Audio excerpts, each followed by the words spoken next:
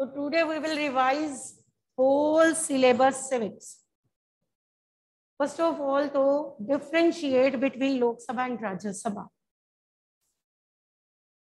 तो इसमें आप इस क्वेश्चन को कैसे करोगे? फर्स्ट आप बताओगे लोक सभा it is the lower house. अगर आपको डिफरेंशिएट करना है तो it is the lower house. इधर आप लिख दोगे it is the upper house.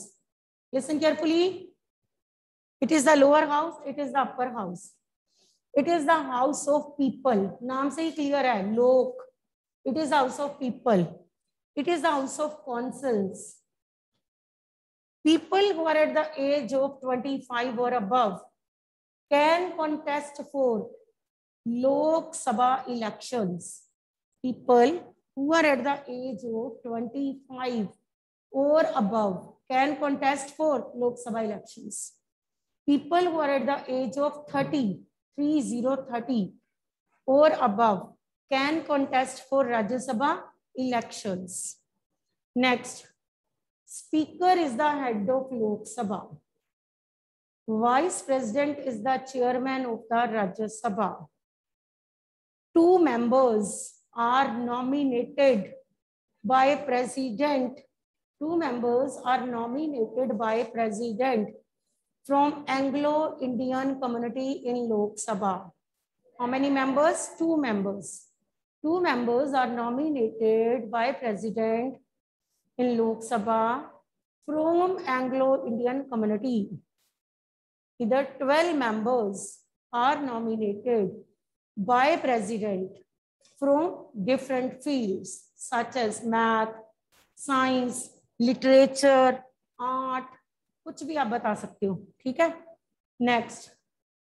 Number of member never exceeds 550. At present there are 543 members. Number of members never exceed 550. And at present there are how many members? 543 members. Number of members never exceed 250. Number of members never exceed 250. It means 238 are elected in an indirect way and 12 are nominated by President. Members are elected directly by people. Members are elected in an indirect way by the members of electoral college. ठीक है. तो इस way से कितने मैंने तो कितने differentiate बोले हैं. It depends upon your wish how to write. Next. Parliament. Highest forum of debates and discussion. Highest forum of debates and discussions. Assembly of elected representatives. National Assembly of elected representatives is called Parliament. National Assembly of elected representatives is called Parliament. Is it clear? अब Parliament के different countries में different names हैं. ठीक है. India में हम Parliament बोलते हैं. USA में वो कांग्रेस बोलते हैं. Parliament का नाम कांग्रेस है. फ्रांस में बॉडी ऑफ स्टेट जनरल है. नो नीड टू राइट, वैसे बता रही हूँ. रशिया में डूमैन. जर्मनी में रीच टैग है. तो these are the names of the parliament. India में हम पार्लियामेंट कहते हैं, तो यूएसए में कांग्रेस कहते हैं. National assembly of elected representatives is called parliament. It is highest forum of debates and discussions. Highest place है जहां पे क्या होते हैं? Debates and discussions. अब functions. It is the largest law making body in India. आपको पता है इंडिया में कैसी पार्लियामेंट है? यूनिकैमरल और bicameral. In India we are having bicameral legislature because अभी मैंने बताया Lok Sabha and Rajya Sabha we are having 2 houses. तो we are having bicameral legislature. अब फंक्शंस क्या है इसके? It is the largest law making body in India and you know it very well. In India we follow list system. Union list, state list, concurrent list. Union list में कितने subjects हैं? 97. State list 66. Concurrent list 47. 97, 66, 47. Listen again. Union list कितने subjects? 97. State list how many subjects? 66. Concurrent list 47. कहीं ना कहीं इसको ऐसे कर देना.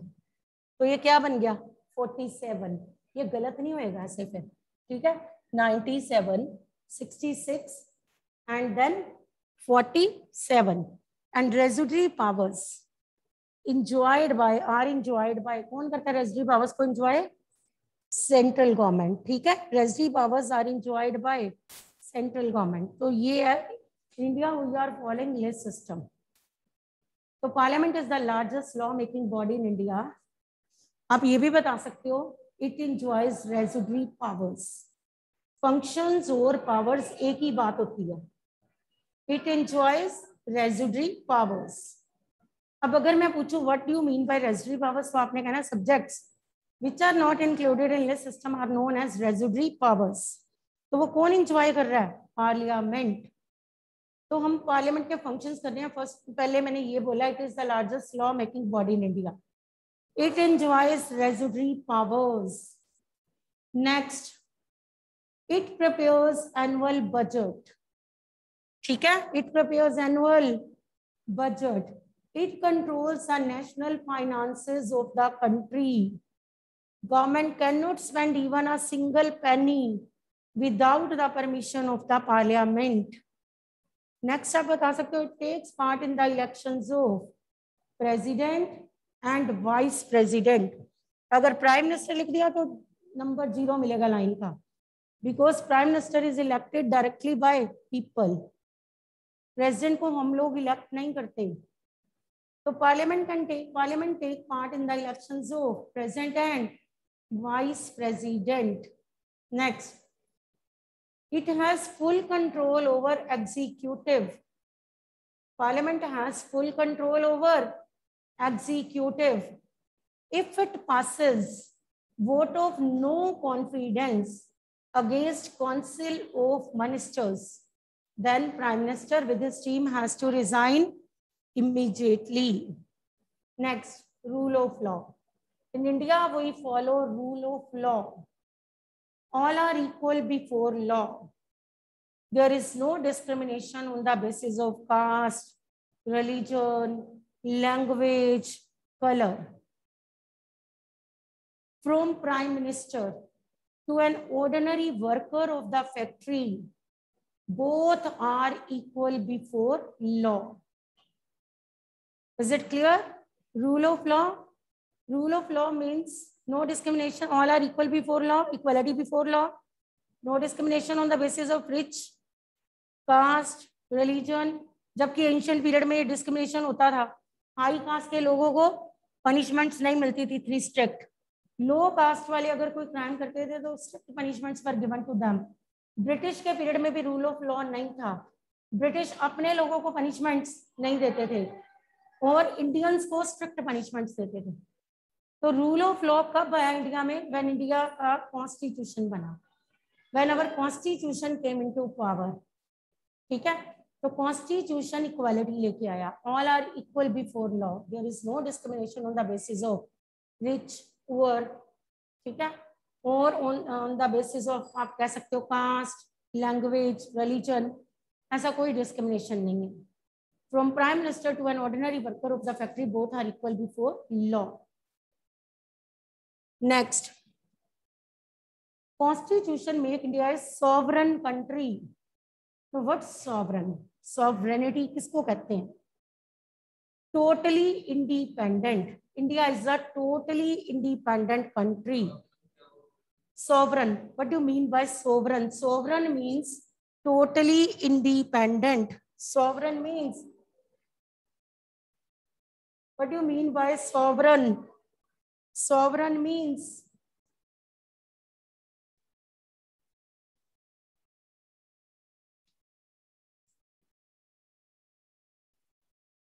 sovereign means totally independent। Sovereign means totally independent।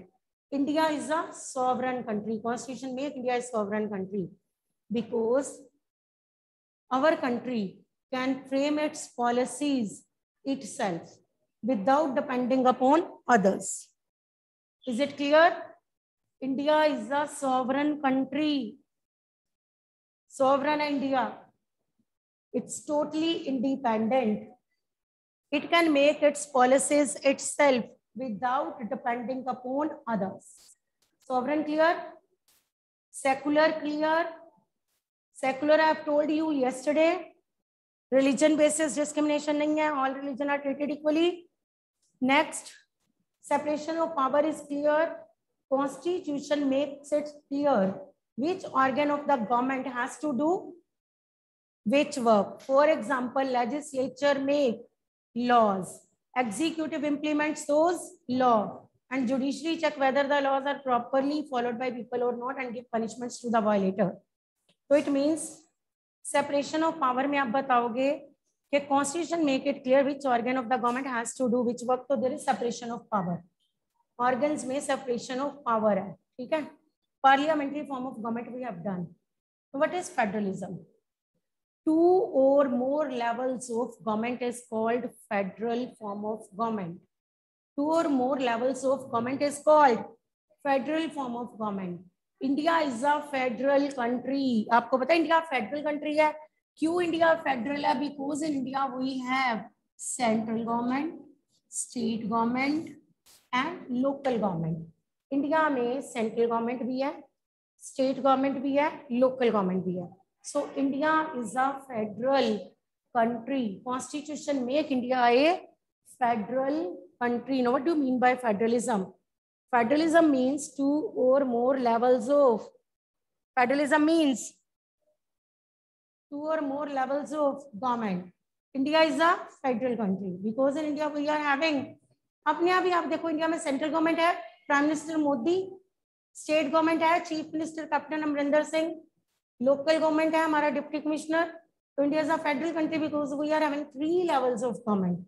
अगर हमें सिटी में प्रॉब्लम आती है तो we can consult deputy commissioner, local government को कंसल्ट करेंगे. अगर प्रॉब्लम पूरी स्टेट की है तो स्टेट गवर्नमेंट सॉल्व करेगी.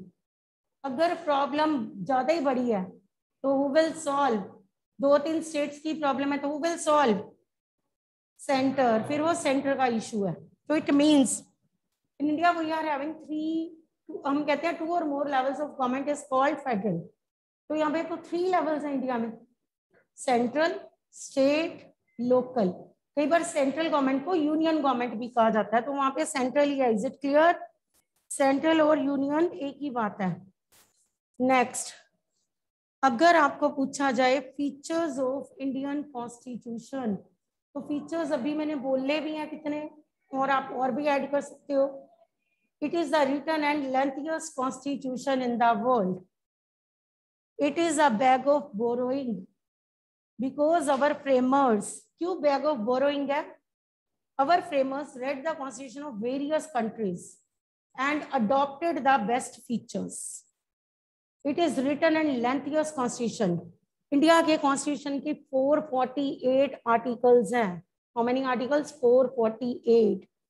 So it is the lengthiest constitution in the world.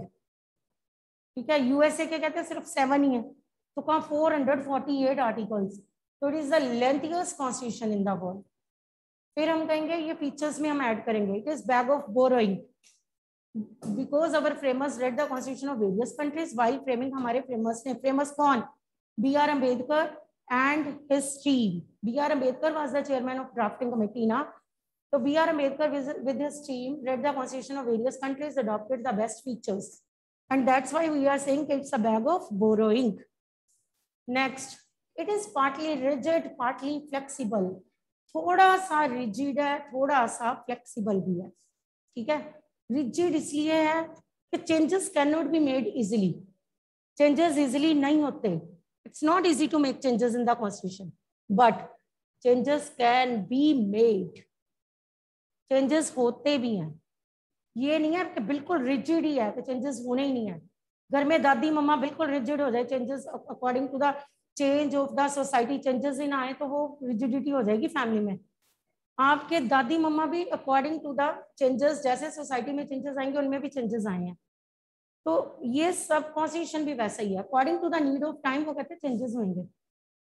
Our constitution is not a closed book, it is a living document. ये एक लिविंग डॉक्यूमेंट है. ये भी फीचर में बता सकते हैं हम. ये एक लिविंग डॉक्यूमेंट है। क्यों नहीं है क्लोज्ड बुक? क्योंकि मैंने अभी तो बोला चेंजेस कैन बी मेड।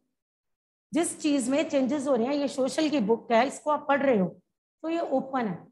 आप इस बुक को रख के साइड पे भूल जाओ, इसको कुछ नहीं करना आपको, बिल्कुल आपने यूज ही नहीं करनी, तो ये क्लोज बुक होगी। तो कॉन्स्टिट्यूशन जो है ना, that is not a closed book. Close तब होता अगर उसमें चेंजेस ना कर पाते। अगर हम पुराने वही टाइम में चले रहते, हमारा कॉन्स्टिट्यूशन जब बना, ठीक है, तो देखो कितने चेंजेस आए सोसाइटी में, तो कॉन्स्टिट्यूशन में भी वो चेंजेस आए। कॉन्स्टिट्यूशन वैसा ही चेंज उसमें आते गए as in the society. Means framers ने कहा कि इसको रिजिड भी नहीं रखना, इसे पार्टली रिजिड पार्टली फ्लेक्सिबल कर दो, कि अगर चेंजेस होने भी हैं तो it needs approval of both the levels. Changes easy नहीं है, it's not easy process to make changes, but changes can be made according to the need of time. तो वो रिजिड भी है, वो फ्लेक्सिबल भी है, ठीक है। और मैंने कितने फीचर्स बोले, मैंने कहा कि लिविंग डॉक्यूमेंट भी है, क्लोज बुक ही नहीं है, बंद बुक नहीं है, लिविंग डॉक्यूमेंट है। इट मेक्स इजी, फिर हम कहेंगे सॉरी, फिर मैं कह रही हूँ it provides us federal form of government, it provides us, it makes India A federal country, it provides us parliamentary form of government, ठीक है। फिर मैं कहूंगी it makes India a secular country, secular country भी बनाता है। फिर आप बता सकते हो इट मेक्स इंडिया, अब मैं अगर सॉवरन वाला पॉइंट बोलूं ना तो वो बहुत बड़ा, सुन लो, करो चाहे ना करो। Sovereign, socialist, secular, democratic, republic. Constitution make India a sovereign, sovereign, socialist, secular, democratic, republic. Constitution India को क्या बनाता है? सॉवरन। इंडिया सोशलिस्ट कंट्री है ना, इंडिया में रिच एंड पुअर में गैप है? नो, तो India is a socialist country. India secular country है because in India all religions are treated equally. अभी मैंने बोला sovereign, socialist, secular, democratic. Is India a democratic country? Yes, India is the largest democracy in the world, पता है ना, because in India powers are in the hands of people. Government को कौन elect करते हैं? लोग। प्राइम मिनिस्टर मोदी को किसने इलेक्ट किया? लोगों ने। कैप्टन अमरिंदर सिंह को किसने इलेक्ट किया? लोगों ने। It means powers are in the hands of people. तो India is a democratic country, और आपको ये भी प्राउड होना चाहिए कि India is the largest democracy in the world. हम एक लार्जेस्ट डेमोक्रेटिक कंट्री में रहते हैं जिसमें सारे फीचर्स प्रॉपर वे से फॉलो होते हैं। अगर मैं बोलूँ गुड डेफिनेशन डेमोक्रेसी के दो, तो आपकी इंडिया ही है। इंडिया में हम सारे फीचर्स अडॉप्ट करते हैं जो गुड डेमोक्रेसी में होती है। नेक्स्ट मैंने बोला republic. Constitution make India republic where head of the country is elected by people through an indirect way. तो वो प्रेसिडेंट है, president is the head of the country and he is elected by people in an indirect way. उसकी elections नहीं होती, he is elected by indirect manner. तो India is a republic also. Constitution make India is sovereign, socialist, secular, democratic, republic. या features में बता सकती हूँ। Features अब आपके पास बहुत सारे हो गए, डिपेंड अपॉन योर विश आपने कौन से लिखने हैं। Next, why do we need constitution? सबको पता है what is constitution, book of law according to which country is governed.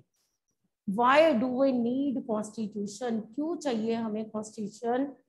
First of all तो आप यही बोलोगे, we need constitution because it makes easy for the people of diverse group to live together in a same country. आपको पता है India में diversity है, India में डाइवर्स ग्रुप के लोग रहते हैं, पता है ना। There is diversity in India, there is unity in diversity in India, पता है ना। हम डाइवर्स होके भी इकट्ठे हैं। हमारी आइडेंटिटी क्या है? इंडियन। आपको कोई पूछे हु आर यू, तो आप ये तो नहीं कहोगे हम पंजाबी, आप ये तो नहीं कहोगे, आप अपनी स्टेट को हाईलाइट तो नहीं करोगे, आप ये तो नहीं कहोगे हम सिख, हम हिंदू। ये आइडेंटिटी तो नहीं है ना हमारी। हमारी आइडेंटिटी क्या है? We are Indian. तो इस वे से हम कहेंगे कि constitution makes easy for the people of diverse group to live together in the same country. अब हम कहेंगे gives protection to the people who are in minority. Minority की प्रोटेक्शन करता है, ठीक है। It protects the people. It protects the people of who are in minority from the domination of majority. It protects the minority from the domination of the majority. It gives limitations to the powers of the government. Constitution नहीं ना होता तो हमारी government कभी भी dictatorial हो सकती थी. डेमोक्रेसी से डिक्टेटोरियल बनने में कुछ टाइम भी नहीं लगना था. गवर्नमेंट ने डिक्टेटोरियल हो जाना था. डिक्टेटोरियल अपनी मन मर्जी करनी थी. तो constitution does not allow government to become, क्या नहीं बनने देता उसे, डिक्टेटोरियल. फिर हम कहेंगे gives limitations to the powers of government. It gives us, it gives citizens 6 fundamental rights. Constitution citizens को क्या देता है? 6 fundamental rights. Constitution provides 6 fundamental rights to its citizens. तो इतना सब कुछ हमें ये प्रोवाइड कर रहा है. That's why we need a constitution. अब India is a democratic country. For India, constitution is must. अब मैं कह रही हूँ if country is democratic constitution is must. अगर कंट्री डेमोक्रेटिक है ना तो उसके पास क्या होना बहुत जरूरी है, constitution. But if country already country के पास कॉन्स्टिट्यूशन है, is it compulsory that country should become democratic? नहीं. अगर कॉन्स्टिट्यूशन कंट्री के पास है तो ये उसकी कंपल्शन में नहीं आएगा कि वो कंट्री डेमोक्रेटिक भी हुए. Maybe country can be constitutional monarchy. If country is democratic, then it must have a constitution. So is it clear? इतना पता चला? Next, इसके बाद आपने करना है